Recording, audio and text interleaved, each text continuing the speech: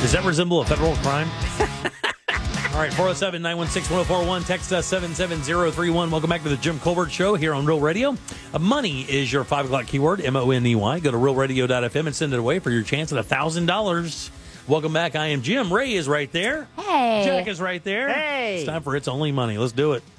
Helping people passionate about planning for their future rise above investment myths to build real wealth. Isn't that really just common sense financial advice? It's both. Oh, okay. It's Only Money with Scott Brown from Edgewater Family Wealth. Good and loud for our friend Scott Brown. Yeah. Woo.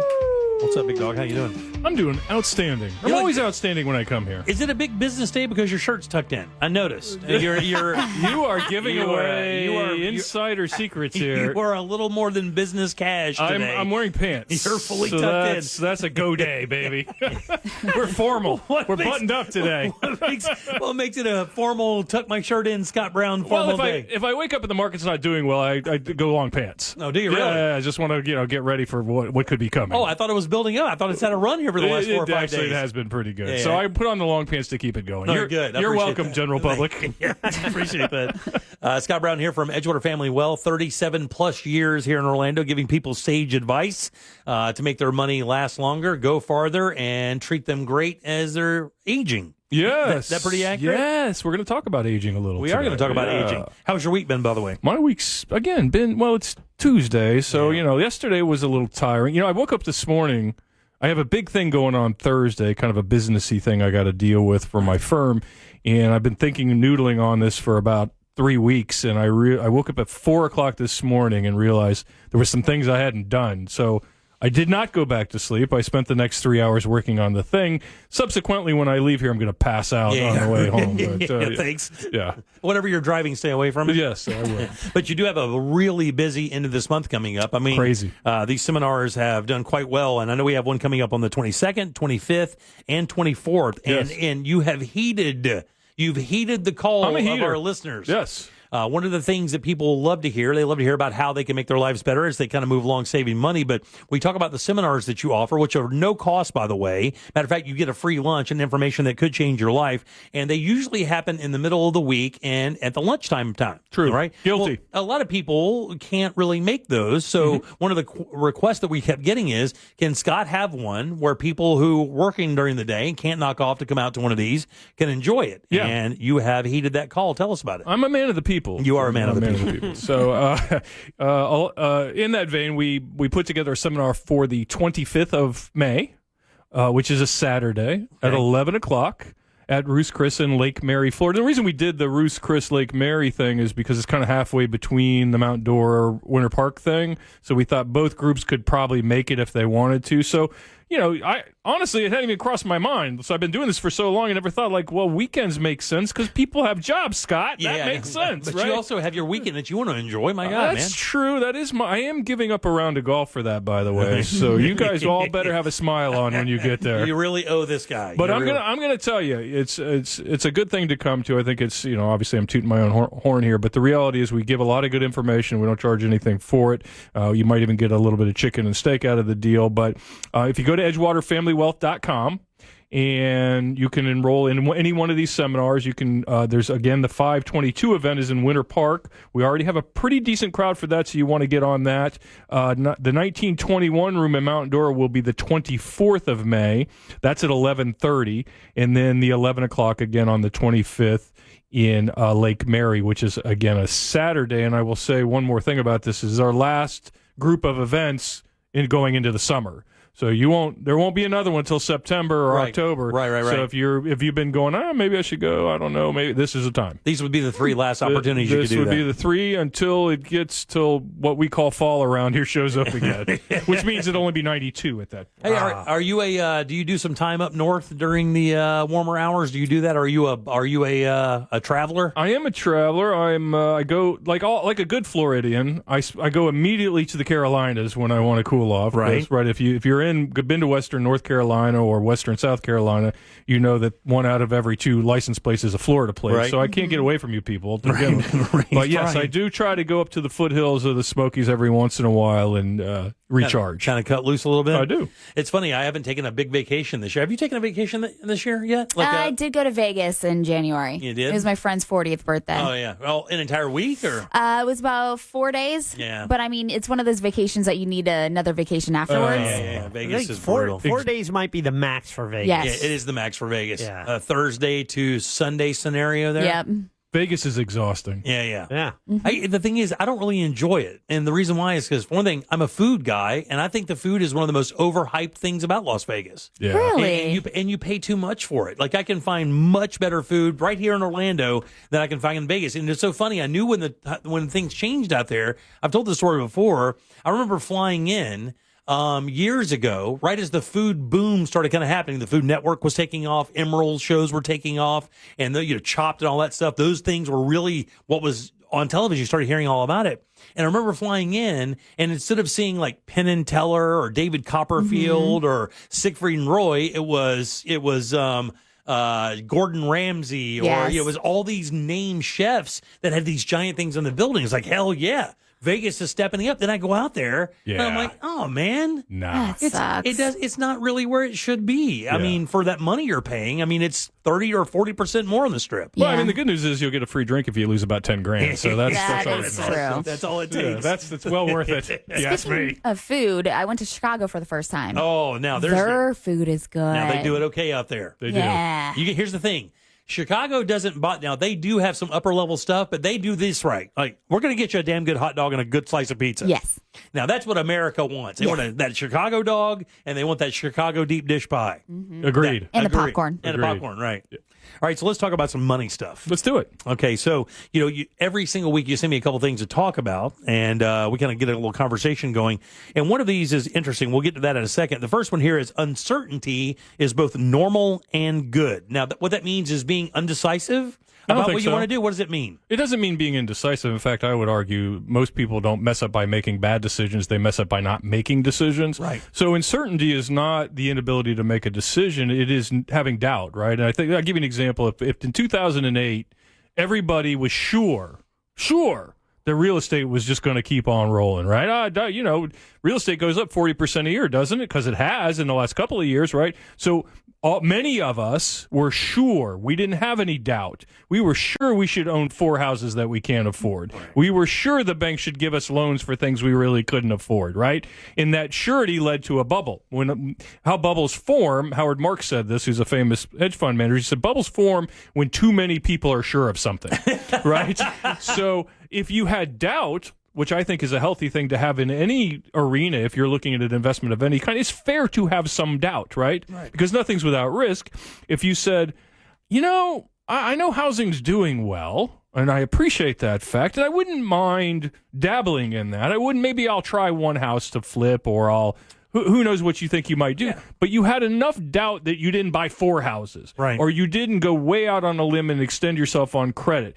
That doubt kept you from falling apart in 2009 like many people do. When there's a lack of doubt, that's how we get ourselves into trouble. And I would say uncertainty is somewhat normal, right? I mean, if you think about what's going on right now, right? So whatever your feelings are about climate change, that might bother you. If we have an election right now where 7 out of 10 people don't want to vote for either candidate, right? Yeah. So that's not so good. Most people are pretty upset about Gaza in one way or another, right? People are upset about so Ukraine. All of this makes perfect sense to be upset about, or at least uncertain about the world. But I got news for you.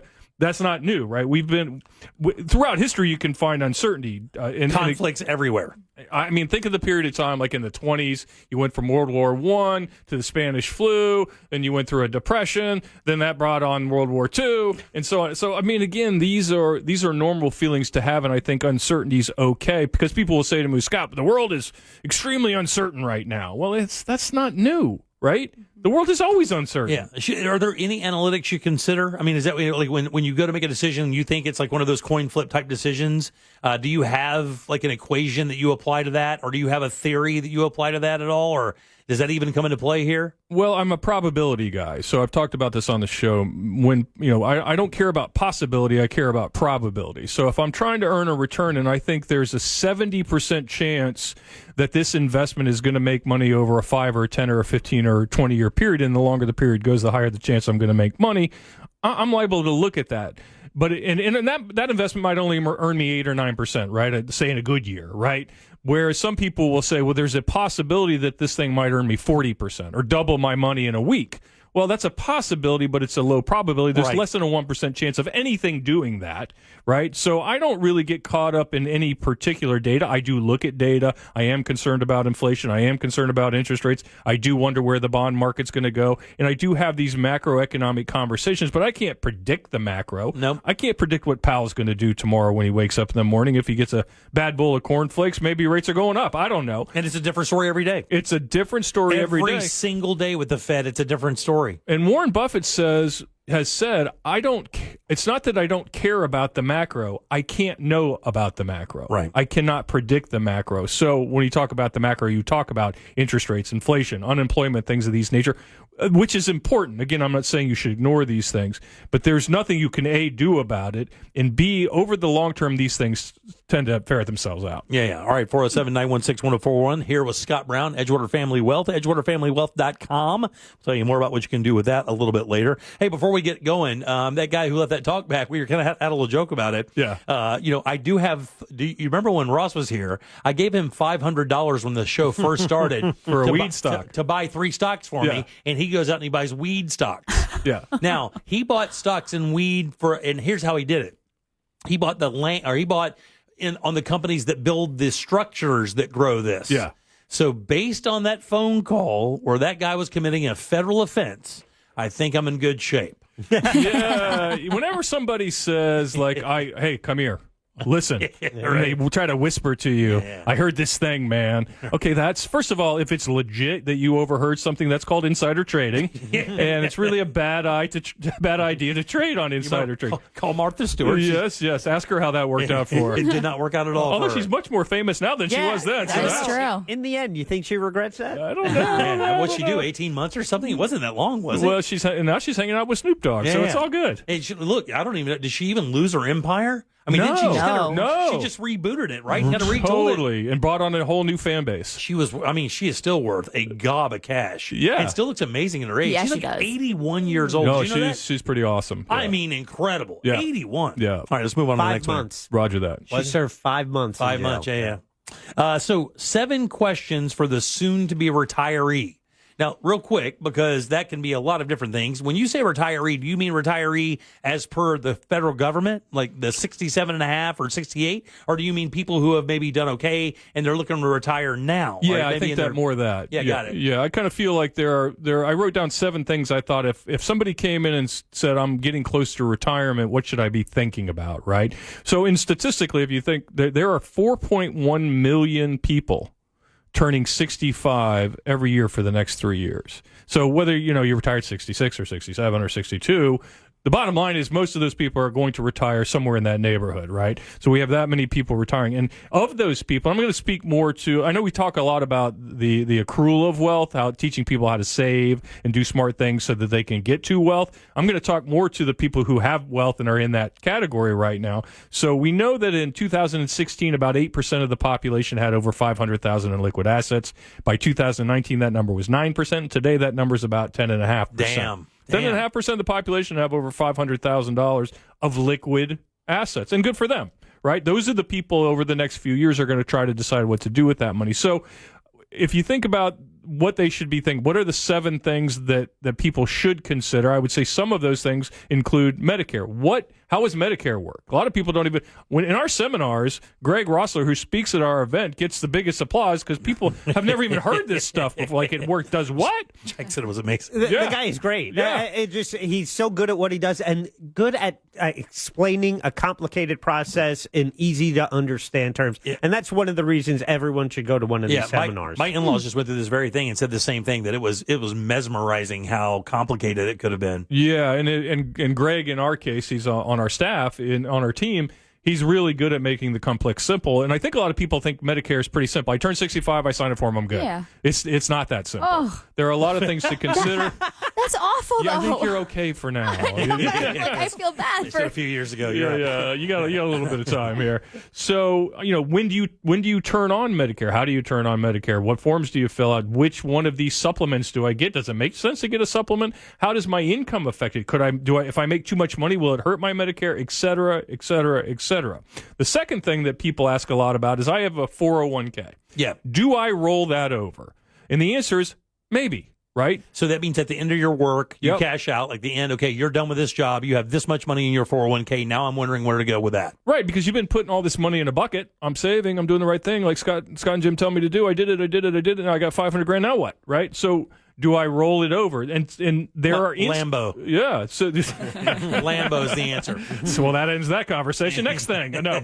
So if you there are times when it makes sense to roll it over. A lot of times, and I could give you 20 reasons why you should roll it over, and I could probably give you 5 or 6 reasons why there are situations where you wouldn't roll it over. So again, people think, well, it's simple. I got this money and I'll just put it in an IRA, but maybe you don't want to do that. And maybe you do, to be fair, but you have to ask this question. Why would I do that? Why would I not do that? So that's one of the... And a lot of people, Scott, don't even understand. They think their 401k kind of does itself. Like at the end of my work, my 401k just starts paying me money. They don't even know how it works. Right. They don't know that it has to go somewhere else. They don't know how it distributes. Yeah. They know none of that. They don't know it's taxable, not taxable, none of it. That's a great thing, too. A lot of times people will say to me, and I'm still kind of surprised by this, people say, well, if I roll it over, I'll have to pay the taxes.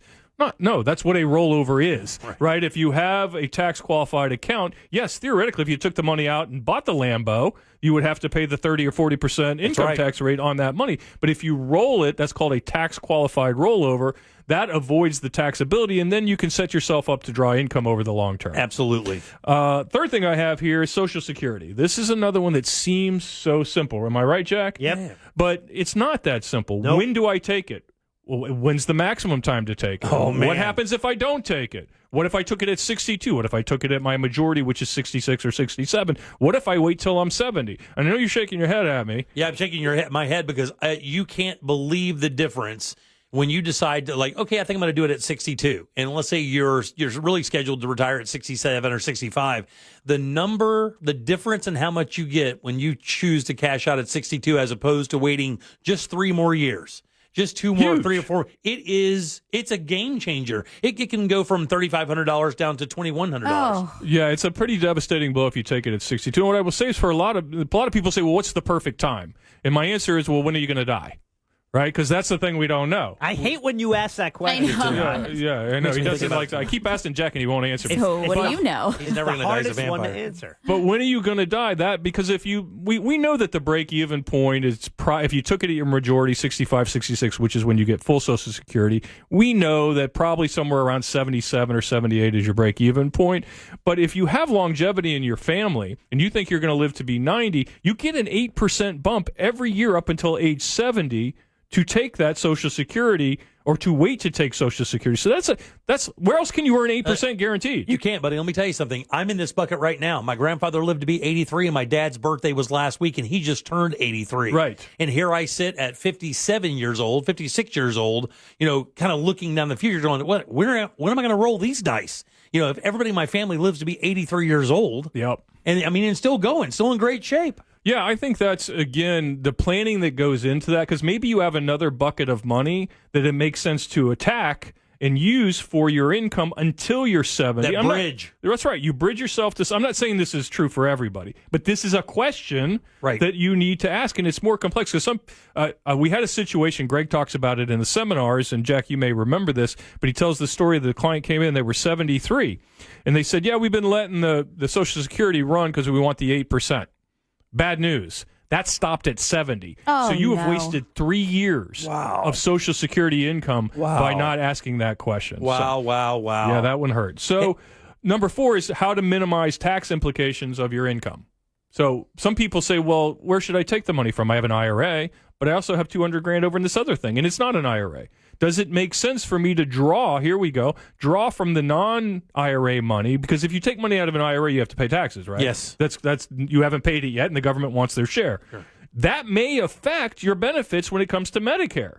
Right, so you have to decide how much of that qualified money can I take versus how much non-qualified. Right, so again, doesn't seem complex on the surface. I have money, I take money, I spend money. Yeah, don't worry about that. It is not that simple. Number 5, long-term care. It is said that the average American family, one of you is likely to spend 3 years in care. That's kind of the statistics. Should I put money aside for that, or does it make sense for me to get long-term care insurance?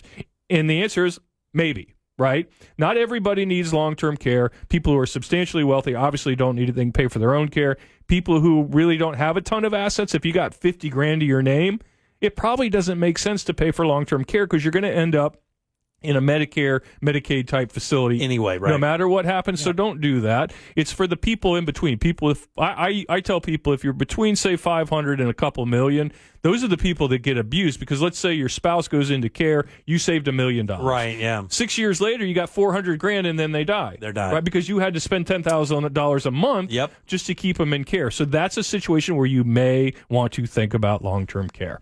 The other one that's interesting, and this kind of goes with the pension conversation, is life insurance. Well, some people would say, well, I'm 65. What the heck do I need life insurance for? And let me give you a scenario. So people come in with pensions. A lot of times it's like the state of Florida or wherever, right? They all have pensions. And your choices are to take a lifetime benefit. So, Jim, if you retire, you could say, I want this for my entire life, but then I don't care. Okay. Right? So now you die, your wife doesn't get the benefit anymore. And they were going to give you $1,000 a month. Now your wife pipes up and says, "Oh, easy there, big fella.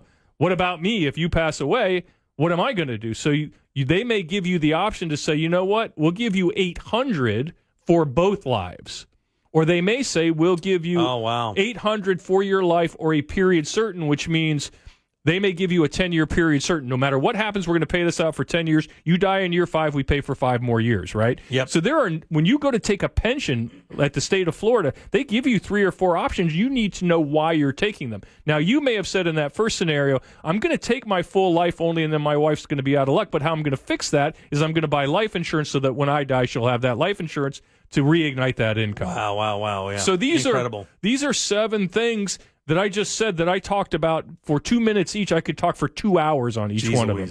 Yeah. And they're so important because this is the stuff that you're going to depend on to keep you where you're going and keep you, keep you above board as you get a little bit older. Yeah, people just make simple mistakes, and sometimes it's very aggravating to see because I know they could have done better. Edgewater Family Wealth, EdgewaterFamilyWealth.com. You can book your appointment or book your spot at the seminars coming up 5/25 at 11 a.m. That's the Saturday event at Ruth's Chris in Lake Mary. On 5/22, they're going to be at Winter Park at Ruth's Chris at 11 a.m. and 5/24 at 1921 in downtown Mount Dora. And that's going to be an 11:30 event. And if you go to EdgewaterFamilyWealth.com, you can reserve your seat. Remember, it doesn't cost a nickel, and you get lunch and some great information as well. Look forward to seeing you. Good seeing you, buddy, as always. Likewise. Thanks, Scott. All right.